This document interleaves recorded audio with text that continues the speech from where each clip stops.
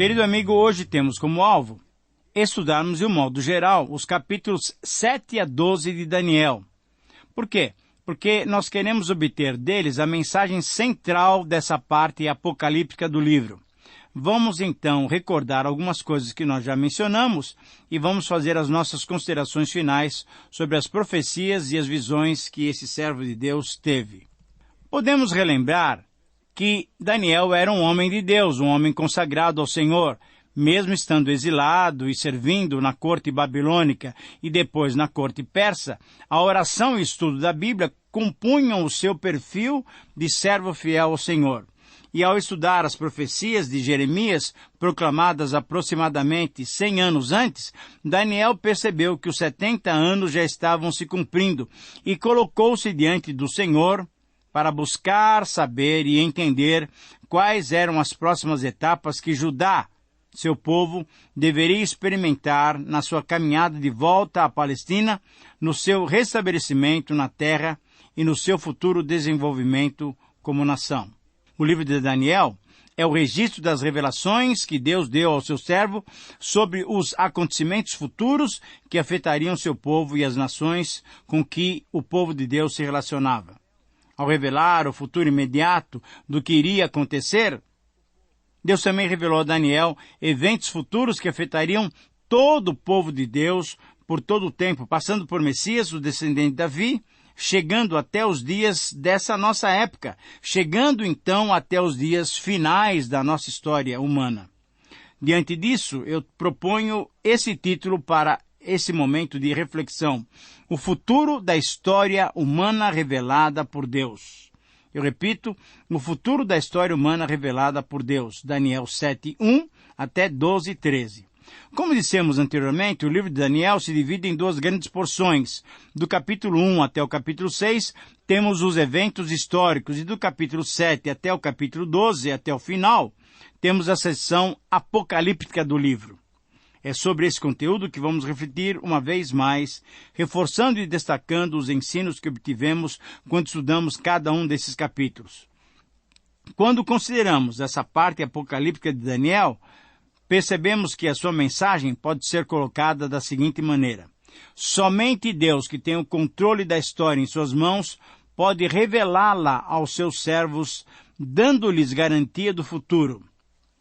Eu repito, esse é um resumo, esse é um princípio que devemos extrair dos capítulos 7, 8, 9, 10 e 11 e 12 do livro de Daniel.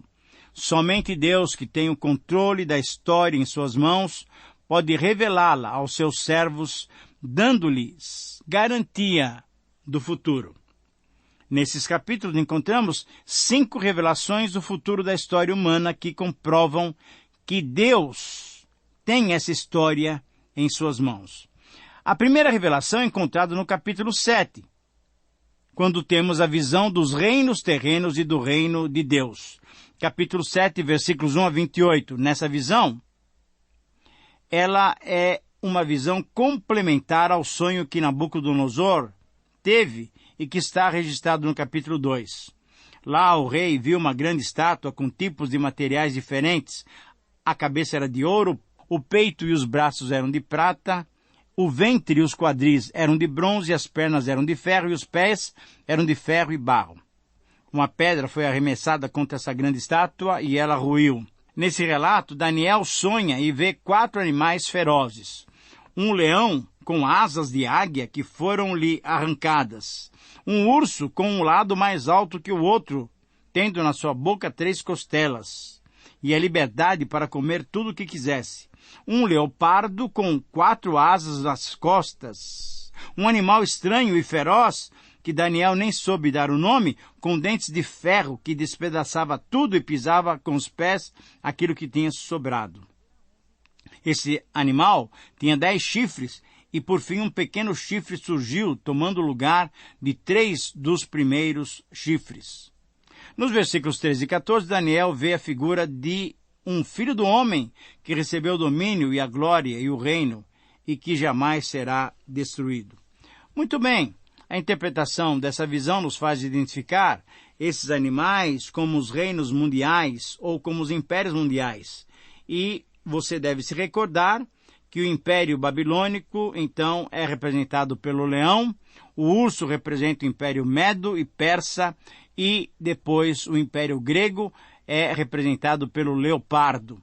Enfim, o grande animal feroz, que nem Daniel pôde lhe dar um nome, é a representação do Império Romano. O pequeno chifre que surge e mereceu grande atenção de Daniel representa o anticristo escatológico, que proferirá blasfêmia contra o Altíssimo e magoará os santos do Altíssimo. Porém, no final, o domínio lhe será tirado e ele será destruído e consumido até o fim. A grande lição que aprendemos é que todo o poder humano tem o seu limite estabelecido por Deus e, no fim, o reino que deterá o poder eterno é o reino de Deus. A segunda revelação é encontrada no capítulo 8, na visão da ascensão e da queda dos reinos terrenos. Capítulo 8, versículos 1 a 27. Essa visão é uma ampliação e é um detalhamento da parte mais próxima da visão do capítulo 7 e, consequentemente, ela se relaciona também com o capítulo 2. Nessa visão, Daniel observou a luta entre um carneiro e um bode e o surgimento de um outro pequeno chifre. O carneiro tinha 2 chifres e um dos chifres era maior que o outro. E esse carneiro dava cabeçadas para lá e para cá. Mas Daniel também observou e viu que um bode vinha do oeste e corria tão depressa que as suas patas nem encostavam no chão. Esse bode tinha só um chifre e correu para onde estava o carneiro e o atacou violentamente. O bode jogou o carneiro no chão e o pisou com as patas. Com isso, o bode foi crescendo e atingiu seu poder maior. Porém, quando ele estava no auge, o seu chifre foi quebrado e no seu lugar nasceram 4 chifres compridos. Posteriormente, de um dos chifres, nasceu um pequeno chifre, crescendo para todos os lados até alcançar a terra prometida. Esse pequeno chifre cresceu e foi ocupando os lugares mais sagrados até que acabou com os sacrifícios diários que eram oferecidos ao Altíssimo. Porém, esse pequeno chifre teve limitados os seus dias de poder, e assim também, depois disso, o santuário foi purificado e reconsagrado. Querido amigo, a interpretação dessa visão, como nós mostramos anteriormente, mostram acontecimentos que afetariam diretamente o povo de Deus. O carneiro e os chifres e o bode e o seu chifre descrevem o império Medo-Persa e o império grego. O que aconteceu? Nós sabemos. O império Medo-Persa dominou o povo de Deus durante algum tempo e depois o Império Grego ganhou a guerra contra os persas e dominou o mundo de então. E nessa situação, o povo de Deus estava envolvido. O Império Persa derrotou o Império Babilônico e assim se tornou o Senhor do mundo. Mas depois a Grécia derrotou a Pérsia e se tornou a senhora do mundo. Querido amigo, o povo de Deus, no meio de toda essa situação, sofreu. Mas sofreu mais ainda quando esse grande imperador grego, Alexandre, foi derrotado pela morte e assim o seu reino foi dividido em 4 grandes porções em que os seus generais tomaram conta. Num desses chifres que surgiu um pequeno chifre, diferente daquela primeira visão do capítulo 7, e esse pequeno chifre se tornou realmente muito duro contra o povo do Altíssimo.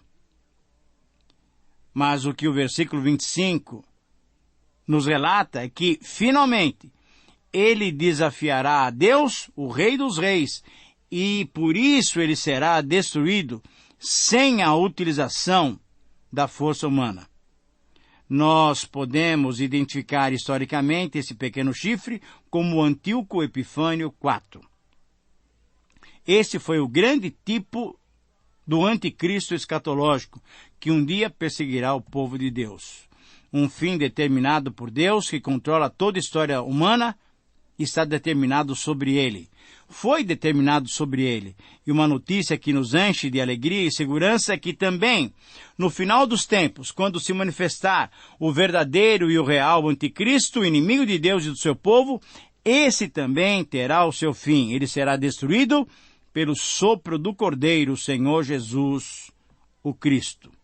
A terceira revelação é encontrada no capítulo 9. Isto é a visão das 70 semanas da história humana. Capítulo 9, 1 a 27. Essa terceira visão refere-se à história humana depois dos dias de Daniel. Essa visão foi dada a Daniel em resposta à sua oração, porque depois que ele estava estudando o livro de Jeremias e viu que o povo poderia estar voltando para a sua pátria, ele então teve uma resposta à sua oração. Nessa visão, as figuras não eram estátuas ou animais. Aqui, simbolicamente, usou-se o tempo para revelar aquilo que estava oculto. Usou-se aqui semanas, um tempo que representa um grupo de 7 anos para desvendar a Daniel os acontecimentos que ocorreriam desde os seus dias até os dias finais, até a chegada da eternidade. Foi revelado a Daniel que o castigo do povo de Deus e da cidade santa iriam durar 70 semanas, até que terminasse a revolta, o pecado acabasse, o perdão fosse obtido, a justiça eterna fosse restabelecida e o santuário fosse novamente reconsagrado. Esse tempo foi dividido em 3 períodos. O primeiro período duraria 7 semanas, igual a 49 anos. O segundo período duraria 62 semanas, igual a 434 anos. E o terceiro período duraria 1 semana, igual a 7 anos. No verso 25, o começo das 70 semanas ocorreria com o decreto para a reconstrução de Jerusalém. E como dissemos anteriormente, nós temos várias interpretações relativas a essa possível data. Alguns estudiosos interpretam essa reconstrução do templo como o decreto de Ciro, registrado em Esdras 1, 1 a 4. Outros interpretam como o decreto de Dario, registrado em Esdras capítulo 6. Outros ainda como o decreto de Artaxerxes, registrado em Esdras 7. E ainda outros como o decreto também de Artaxerxes, mas registrado em Neemias 2. Na verdade, muitas tentativas têm sido feitas para fixar as datas dessa profecia. Mas é bem provável que esses anos são simbólicos, essas semanas são simbólicas. Entretanto, é possível definir-se os acontecimentos, isto é, Jerusalém seria reconstruída, passado um período de tempo, o Messias nasceria e desenvolveria o seu ministério, que terminaria com a sua morte, como diz o texto, será morto, ungido e já não estará. Até aí, teríamos então 2 períodos, num total de 69 semanas. O primeiro período englobando a reconstrução do templo e de Jerusalém, e o segundo período nesse tempo em que o Messias nasceria, desenvolveria o seu ministério e morreria. Depois desses acontecimentos, sobraria ainda 1 semana, que é exatamente a 70ª semana. E em relação a essa semana, 7 anos, temos de novo várias interpretações. Pelo menos 2 eu gostaria de destacar. Alguns interpretam que ela ocorreria logo depois desse período. Outros interpretam que haveria um grande lapso de tempo até que essa semana ocorresse. Muito bem. Quem interpreta que ela ocorreria depois de um grande período de tempo, depois de um lapso de tempo, tem sido interpretado esse período grande de tempo como o período da igreja, o período da graça, o período em que agora nós vivemos. Depois desse período, a contagem seria novamente reiniciada e aconteceria então essa 70ª semana com o templo reconstruído, com a volta dos sacrifícios, e nesse período entendido como grande tribulação, aconteceria logo antes da vinda do Messias. A outra maneira de interpretar essa passagem, essa 70ª semana, é colocá-la como um período logo após aqueles eventos, não tendo, portanto, nenhum lapso de tempo, não tendo, portanto, nenhuma interrupção, não sendo esse período denominado lacuna profética. E aqui, nessa interpretação, se entende que Cristo ungido morreu exatamente nessa 70ª semana, conforme Isaías 53:8. Conforme essa interpretação, se entende que a 70ª semana está ligada à primeira vinda do Messias, do ungido, pois o texto se refere à sua morte. Querido amigo, na verdade, o que temos visto e constatado novamente é que uma tentativa de uma ou outra maneira de se fixar datas acaba em problemas. O que Deus quer que tenhamos, com certeza, a intenção de Deus é que nós tenhamos a plena convicção do seu controle sobre a história humana, visto que Ele é quem determina tempos e datas, e Ele quer que eu e você estejamos alertas, preparados, servindo o Senhor, para nos encontrarmos com Ele no dia final. A quarta revelação que foi dada a Daniel é encontrada nos capítulos 10 e 11, que é a visão dos reinos do norte e do sul. Nessa visão, temos uma das passagens proféticas mais detalhadas de toda a Bíblia. Aqui temos a descrição dos acontecimentos que sucederiam e de fato aconteceram depois da morte de Alexandre o Grande, quando seu império foi dividido entre seus generais. Nessa mensagem profética, o mensageiro celeste falou resumidamente sobre a história da Pérsia e da Grécia. Referente à Pérsia, ele disse que 3 reis ainda iriam reinar e logo depois surgiria um 4º rei que se levantaria contra a Grécia, porém seria derrotada. A Grécia derrotou a Pérsia com o poderio de Alexandre. Mas Alexandre o Grande, no seu momento de auge, reinou durante 10 anos e morreu. Morreu quando tentou reconstruir a Babilônia. E assim os seus generais dividiram o seu grande império. Desses 4 grandes impérios que surgiram, 2 generais se destacaram, Seleuco ao norte e Ptolomeu ao sul. E entre esses 2 reinos estava a Palestina, sempre jogada de um lado para o outro. E o povo de Deus foi seriamente afetado. Na sequência, o mensageiro celeste mostrou a Daniel o surgimento de um outro rei, um rei vil. E esse, como nós mencionamos no programa anterior, foi identificado historicamente como Antíoco Epifânio IV. Esse foi um rei da dinastia Seleucida que governou a Síria durante pelo menos 10 anos. Ele foi um homem vil contra o povo de Deus.